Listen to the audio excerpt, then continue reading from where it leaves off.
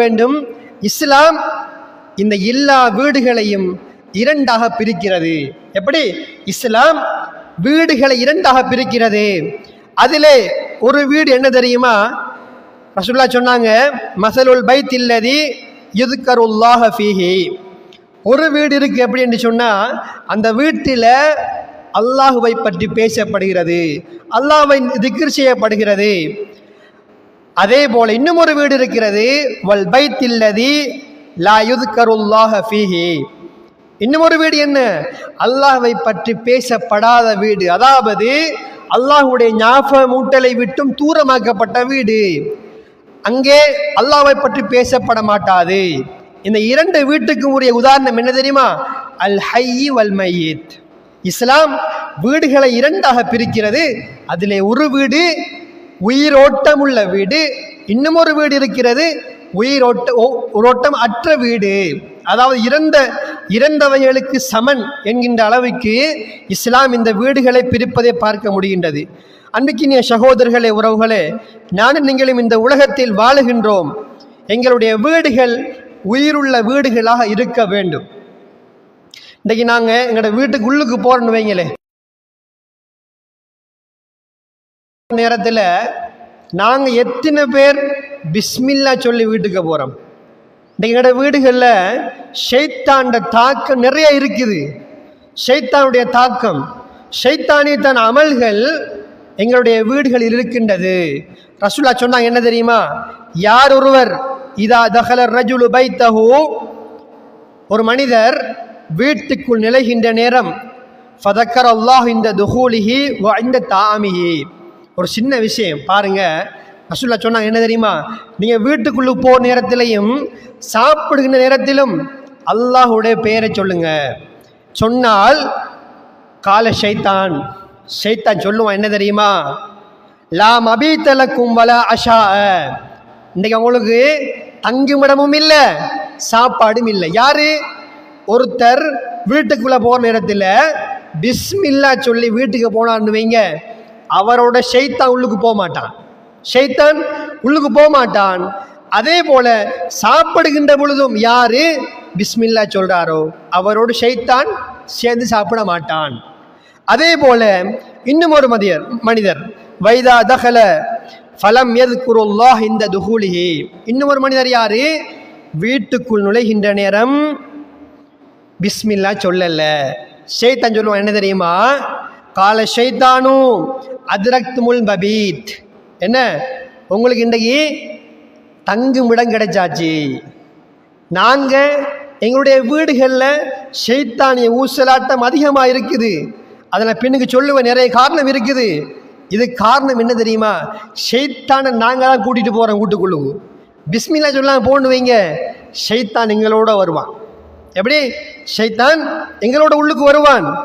அதே போல் வீட்டுக்குள்ளுக்கு போகிற நேரத்தில் பிஸ்மில்லா சொல்லலை. அதே போல் வைதா லம் எதுக்குரில்லாக இந்த தாமி. அதே போல ஒரு மனிதர் வீட்டுக்குள்ள போகும்போது சலான் சொல்லவும் இந்த பிஸ்மில்லா சொல்லவும் இல்லை, சாப்பிடு நேரம் பிஸ்மில்லா சொல்லன்னு சொன்னா ஷைத்தான் சொல்லுவானாம், கால அத்ரக்துமுல் மபீத வல் அஷா.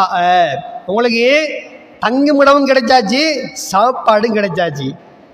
இது ஒரு சின்ன ஒரு விஷயம் தானே.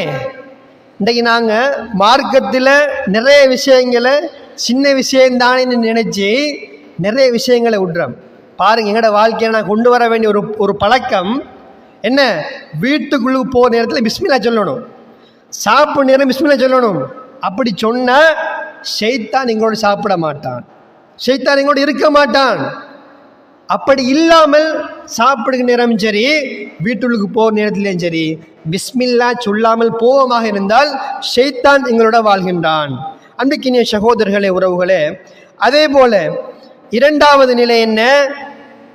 இந்த உலகத்தில் ஒரு வீடு கட்டுறதா இருந்தால் எவ்வளோ கஷ்டம். இன்றைக்கி ஒரு வீடு கட்டுறதா இருந்தால் எவ்வளோ கஷ்டம். கல் வாங்கி மண் வாங்கி நிறைய செலவழிக்கணும். சில சகோதரர்கள் வீடு கட்டுறதுக்கு வெளிநாட்டுக்கு கூட போவாங்க. அவ்வளோ கஷ்டப்பட்டு வீட்டை கட்டி அந்த வீட்டில் ஒரு அமைதி இருக்கான்னு பார்த்தா அமைதி இல்லை. ஏன்? போடுறாரு, என்ன ஏசியை ஃபிட் பண்றாரு, டைல்ஸை பிடிக்காரு. அவருடைய வீட்டில் என்ன அவருடைய குளியலறையை கூட பல லட்சம் ரூபாய்கள் செலவழித்து அந்த குளியலறையை கூட ஏற்பாடு செய்கிறார். மலசல கூடத்தை கூட பல லட்சம் ரூபாய் செலவழித்து ஏற்பாடு செய்கிறார். ஆனால் அந்த வீட்டில் நிம்மதி இல்லை. என்ன பிரச்சனை? நிம்மதிக்குத்தான் ஏசி போட்டினாரு, டைல்ஸ் பிடிச்சாரு, எல்லா வேலையும் செஞ்சாரு, லைட் போட்டாரு, நிம்மதி இல்லையே. அந்த வீட்டில் அல்லாஹ்வை பற்றி பேசப்படல.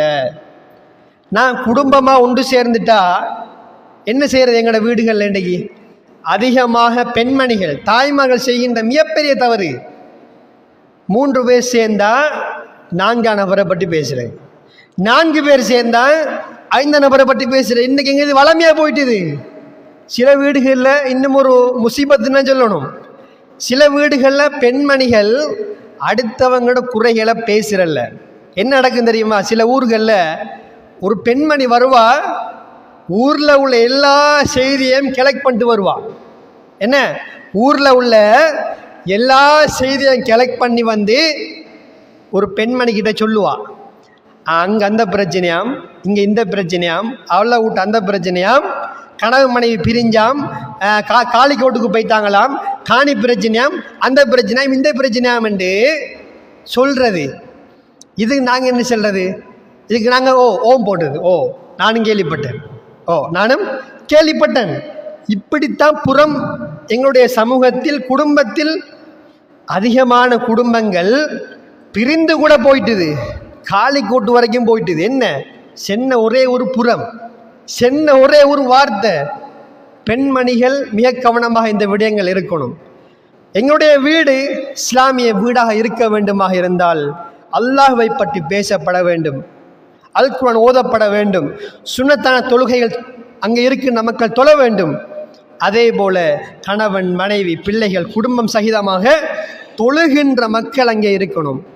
நீங்கள் நிம்மதிக்காக டைல்ஸ் பிடிச்சாலும் சரி, ஏசி போட்டினாலும் சரி, என்ன செஞ்சாலும் உங்களுடைய வீட்டிலே தொழுகின்ற மக்கள் இல்லை என்றால், உங்களுடைய மகன் தொழவில்லை, கணவர் தொழவில்லை, மனைவிமார் தொழவில்லை என்றால் அந்த வீட்டிலே நிம்மதி இருக்காது. அதே போல் அந்த வீடு இஸ்லாமிய வீடும் கிடையாது.